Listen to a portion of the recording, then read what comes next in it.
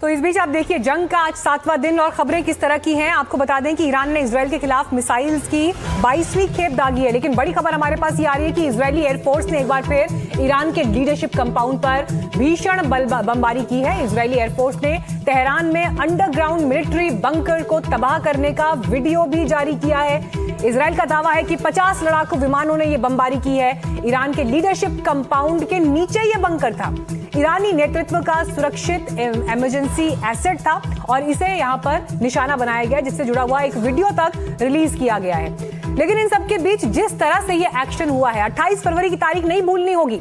28 फरवरी को ईरान के supreme leader की मौत की पटकथा लिखी गई 4 महीने पहले।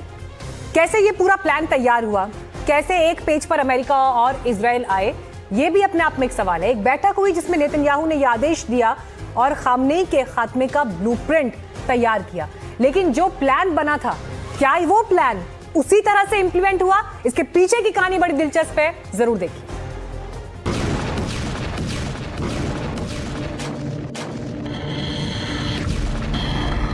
क्या 4 महीने पहले तैयार हो गया था खामनेई को मारने का प्लान?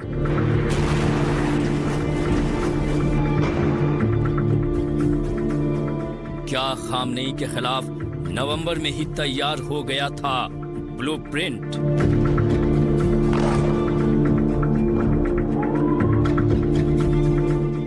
चार महीने में अमेरिका और इजराइल ने किस तरह की प्लानिंग? इजराइल के रक्षा मंत्री के दावे में कितनी सच्चाई? इन सारे सवालों के पीछे इजराइल के रक्षा मंत्री काट्स का वो बयान है जो उन्होंने इजराइल की एक मीडिया को इंटरव्यू में दिया है।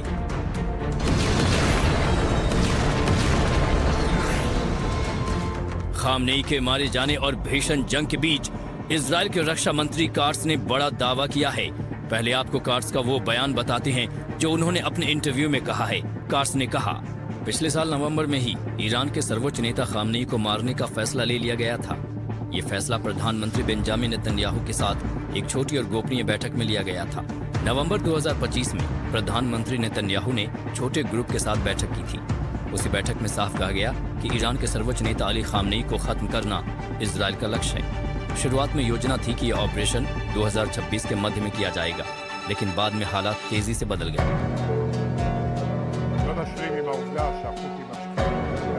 इजरायली रक्षा मंत्री के बयान पर भरोसा करें तो अमेरिका और इजराइल ने 4 महीने पहले ही खामनेई को मारने का प्लान तैयार कर लिया था। बैठक में सब कुछ फाइनल भी हो गया था, लेकिन जब बैठक में ये तय हुआ कि मिड 2026 में खामनेई को मारा जाएगा, तो इजराइल और अमेरिका ने ये फैसला काफी पहले क्यों ले लिया? क्या ईरान पर हमले का मकसद ही खामनेई को खत्म करना था?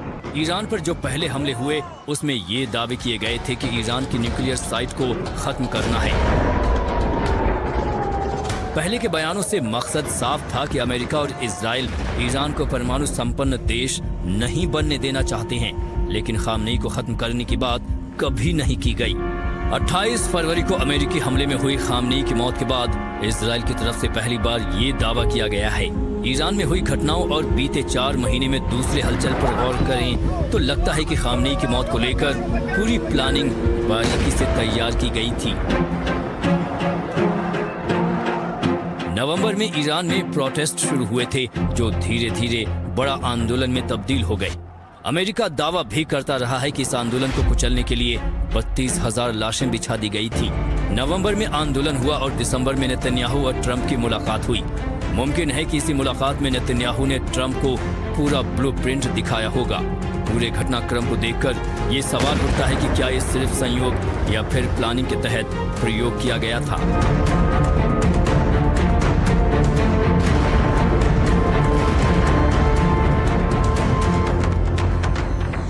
इसके बाद 11 फरवरी को भी व्हाइट हाउस में नेतन्याहू और ट्रंप की मुलाकात हुई थी। संभावना जताई जाती है कि इस मुलाकात में ईरान पर अचानक हमले की प्लानिंग को फाइनल अंजाम दिया गया था। लाजमी है कि जब नवंबर में इजराइल ने खामनेई को मारने के लिए पूरी तरह से प्लानिंग तैयार कर ली थी, तो इसके बाद लगातार कई कदम भी उठाए गए होंगे। अपनी खुफिया एजेंसी मोसाद को ईरान में पूरी तरह से एक्टिव करना, खामनेई के आसपास अपने प्यादे सेट करना, कैमरा टेक्निक्स हाईजैक करना और साथ ही ये भी प्लान कि आखिर खामनेई को कैसे मारा जाए। बहरहाल इजराइल के इस प्लान पर एक्सपर्ट्स क्या कुछ कहते हैं, आपको सुनाते हैं। खोमेनी के हर मूवमेंट के ऊपर नजर रखी जा रही थी।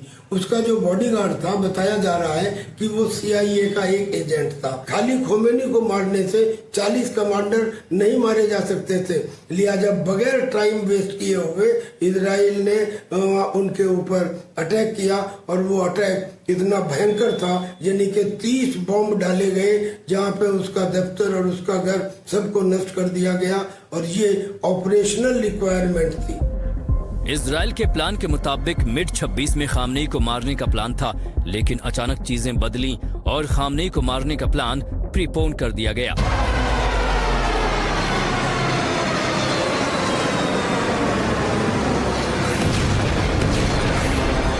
बहरहाल जहां तक इजराइल और अमेरिका की खामनेई को मारने की प्लानिंग थी, वो तो युद्ध के पहले दिन ही पूरी हो चुकी है।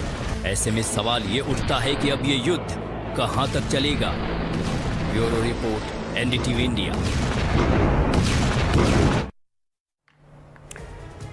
जो परिस्थिति यहां ईरान और इजराइल के बीच आ खड़ी हुई है, आप सोचिए भारत की जो भौगोलिक स्थिति है उसमें पड़ोसी हमारे कितने मायने रखते हैं और उनके साथ हमारे संबंध कैसे हैं। इन सब के बीच पाकिस्तान से जुड़ा सवाल महत्वपूर्ण हो जाता है। और क्या युद्ध में पाकिस्तान की एंट्री होने वाली है? यह सवाल इसलिए क्योंकि ईरान ने सऊदी में भी अमेरिकी ठिकानों पर हमला किया, जिसके बाद सऊदी ने पाकिस्तान को याद दिलाया कि पिछले साल तो हमारी डील हुई थी और उस डील के आधार पर हमारी पार्टनरशिप ये कहती है कि आप साथ दें। लेकिन इसके बाद मुनीर के प्यादों के जो बयान आए और जो खोखले बम इन बयानों में निकलकर सामने आए, देखिए उनके मायने।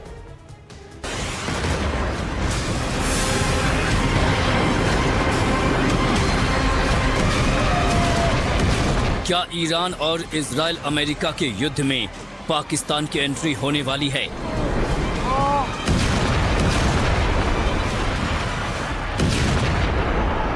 युद्ध की वजह से बुरी तरह फंसा पाकिस्तान आखिर क्या करेगा? क्या पाकिस्तान पिछले साल सऊदी अरब के साथ हुई उस डील का सम्मान करेगा या हमेशा की तरह जैसी पाकिस्तान की फितरत है सऊदी के साथ भी फरेब ही करेगा? ये सवाल इसलिए उठ रहे हैं क्योंकि पिछले साल सितंबर में पाकिस्तान और सऊदी अरब के बीच एक डिफेंस डील हुई थी। एक ऐसी संधि जिसमें स्पष्ट लिखा था कि एक देश पर हमला दूसरे देश पर हमला माना जाएगा। इजराइल के साथ युद्ध में ईरान मिडिल ईस्ट में कई देशों में अमेरिकी ठिकानों पर हमले कर चुका है और लगातार निशाना भी बना रहा है। इसमें सऊदी अरब भी शामिल है। ऐसे में अभी सऊदी को अभी साथ की जरूरत है। पाकिस्तान जानता है कि अगर युद्ध में उसने एंट्री की तो वो बुरी तरह मारा जाएगा, इसलिए सिर्फ बयानों से खोखले बम फेंक रहा है। पिछले दिनों पाकिस्तान के विदेश मंत्री ने कहा था, मैंने पहले कहा कि उसका अपना फैसला है, हमारी एडवाइस या हमारी जो है उनको काउंसलिंग वो उन पे बाइंडिंग नहीं है। लेकिन हम सिंसियरिटी खुलूस के साथ ये कह रहे थे, मसलन हम सऊदी अरेबिया के साथ एक स्ट्रेटेजिक म्यूचुअल डिफेंस एग्रीमेंट कर चुके हैं। सारी दुनिया को उसका पता है, is a sovereign agreement, we are bound by that. मैंने उसको मद्देनजर रखते हुए सऊदी अरेबिया से फौरी सेंसिटाइज किया अपने भाइयों को जो लीडरशिप में है ईरान में कि please keep that in mind. उन्होंने कुछ अश्योरेंसेस मांगी, मुझे कहा कि इनको कहे कि इनका सॉइल पे यूज नहीं होना चाहिए। मैंने वो अश्योरेंसेस लेके दी। यू कैन सी कि मैं वर्चुअली वहां ऑपरेशन रूम लगा के बैठा हुआ 48 घंटे के अंदर जो कुछ वहां हो रहा था उसको छोड़ा नहीं जा सकता था कि मैं संडे को आके फिर करूं। तो अल्हम्दुलिल्लाह आपने देखा कि गालबन जो मिनिमम इस वक्त जो आपस में कुछ रिएक्शन है वो सऊदी अरेबिया और ओमान के खिलाफ नहीं हुआ।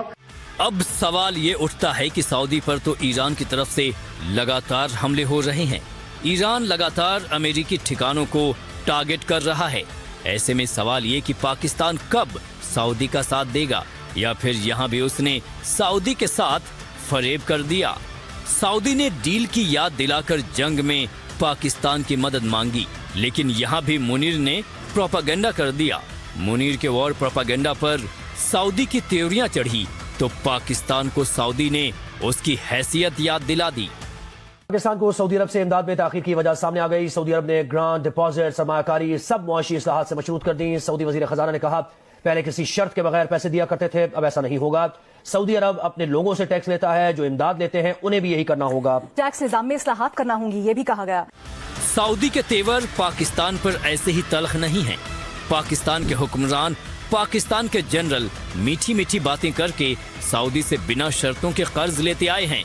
अब तक पाकिस्तान सऊदी अरब से करीब 50,000 करोड़ रुपए उधार ले चुका है। जाहिर है फर्जी नैरेटिव सेट करने और अवाम को उल्लू बनाने में पाकिस्तानी हुक्मरान अव्वल है। ऐसे में सवाल उठता है कि सऊदी के साथ पाकिस्तान की संधि सिर्फ मीठी मीठी बातें बनाकर कर्ज लेने की थी या फिर पाकिस्तान सऊदी के नमक का कर्ज अदा करेगा। Bureau report, NDTV India.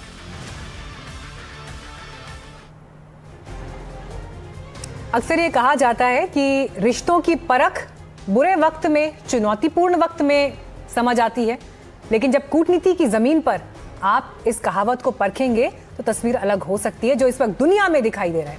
लेकिन युद्ध के बीच एक ऐसी तस्वीर आई जो आज पूरे दिन चर्चा में रही और ये तस्वीर बार बार देखी जा रही है। अमेरिकी राष्ट्रपति ट्रंप के दफ्तर में प्रार्थना का आयोजन हुआ। प्रीस्ट के एक ग्रुप ने कैसे राष्ट्रपति ट्रंप पर हाथ रखते हुए सुरक्षा के लिए प्रार्थना की, देखिए। We pray for your continued blessing and favor to rest upon him. We pray for wisdom from heaven.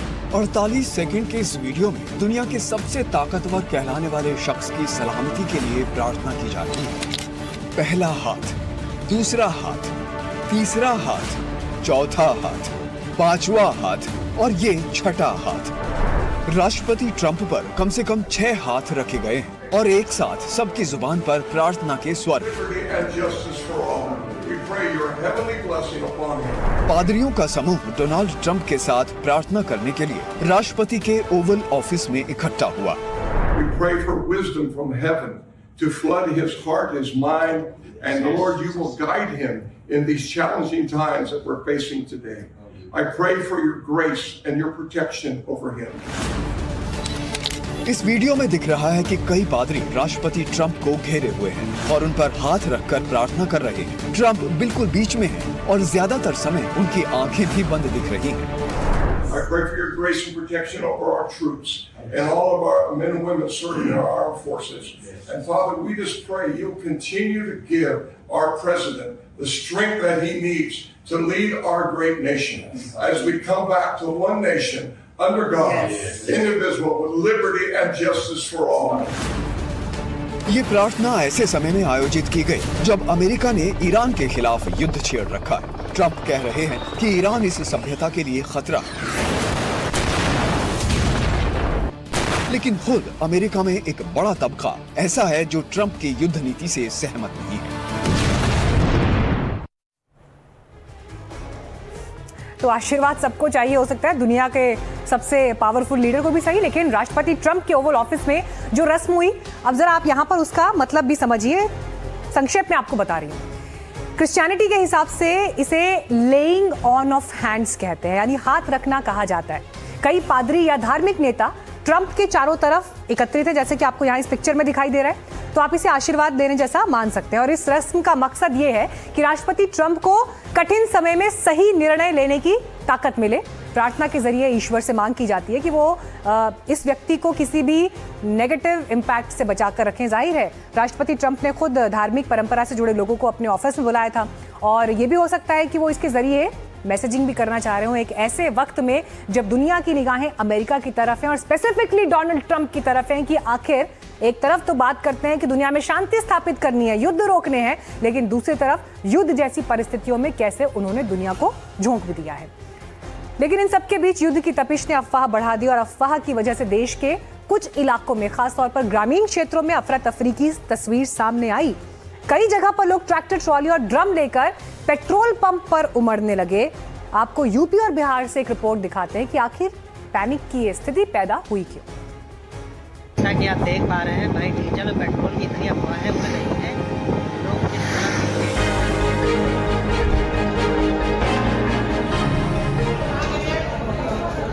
तस्वीर यूपी के बाराबंकी की है। मोहम्मदपुर, खाला, तिलोकपुर और देवा में लोगों के बीच ये डर फैल गया कि डीजल और पेट्रोल का स्टॉक खत्म हो रहा है। ट्रैक्टर ट्रोलियों पर रखे हुए 50-50 लीटर के गैलन और ड्रम को देखिए। इससे पता चलता है कि लोगों के बीच अफवाह का कैसा असर हुआ।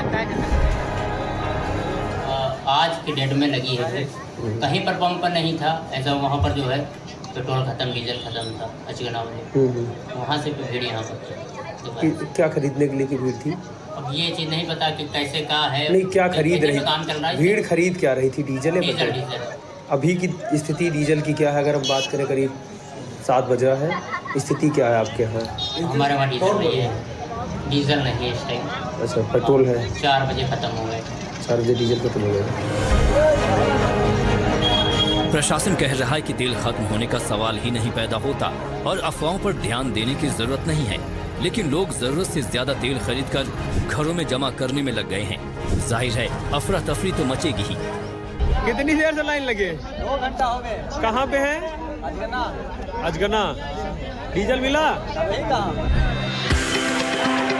बिहार के पूर्णिया की ये तस्वीर भी सोशल मीडिया पर वायरल है। अमौर प्रखंड के फलसा पेट्रोल पंप पर भारी भीड़ उमड़ी और बिक्री 2 से ढाई गुना बढ़ गई।